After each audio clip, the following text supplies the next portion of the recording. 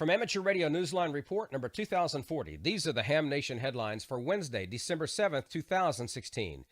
Deadly wildfires are in the news again, consuming hundreds of buildings in and near eastern Tennessee's resort towns of Gatlinburg and Pigeon Forge.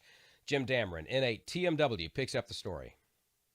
While no ham operators were asked to step in and assist local authorities, hams have been helping with communications at American Red Cross shelters housing evacuees. Keith Miller, N9DGK, the Tennessee section manager for the ARRL, told Amateur Radio Newsline in an email that amateurs were specifically advised not to self-deploy but simply to remain vigilant in case the situation changes.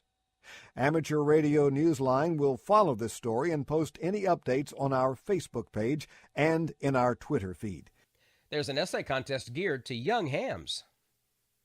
In 500 words or less, can you sum up your feelings about amateur radio, what it means to you, and what your hopes are for your future on the air? If you're between 12 and 18 years of age, a resident of one of the 48 contiguous United States, and are licensed as a technician or higher, it might just pay to put some of your thoughts on paper. The Dave Kalter Youth DX Adventure is running an essay contest for a complete ham station, and the youngster whose words capture the judge's attention most will end up with a nicely equipped shack. The prize includes an Alinco SR8T HF radio, a Jetstream 12-volt 30-amp power supply or equivalent, a Jetstream JTV 680 vertical antenna or equivalent, and 100 feet of coax feed line fitted with PL259 connectors. The co-founders of the DX Youth Adventure and this year's raffle winner, Paul Ewing, N6PSE, are the generous donors behind this competition. There's bound to be a pileup, so act fast. Postal mail entries or email entries should be either postmarked or electronically dated by midnight of December 23rd.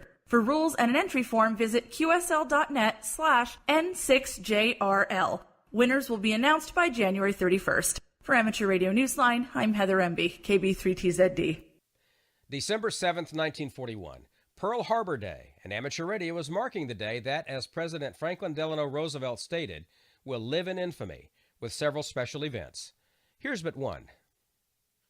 Members of the Tri-State Amateur Radio Association in Huntington, West Virginia, are honoring the noted World War II battleship, the USS West Virginia. The ship sustained severe damage at Pearl Harbor, where it was among those ships struck by aerial torpedoes and bombs dropped by Japanese aircraft on December 7, 1941. The damage ultimately caused the ship to sink to the harbor bottom, but she was eventually raised and put into dry dock for repair and did return to service in the Pacific, including the Battle of Leyte Gulf, Iwo Jima, and Okinawa, as well as being one of the ships sent to secure the Japanese surrender in Tokyo Bay in 1945. Taking pride in this namesake ship, W8VA will operate on 20 and 40 meters on Saturday, December 10, between 1500 and 2300 UTC. Special QSL cards will be available. For Amateur Radio Newsline, I'm Mike Askins, KE5CXP.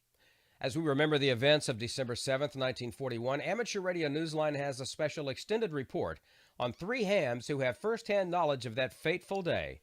We invite you to give it a listen. There aren't many World War II or Pearl Harbor veterans left, let alone those who are hams.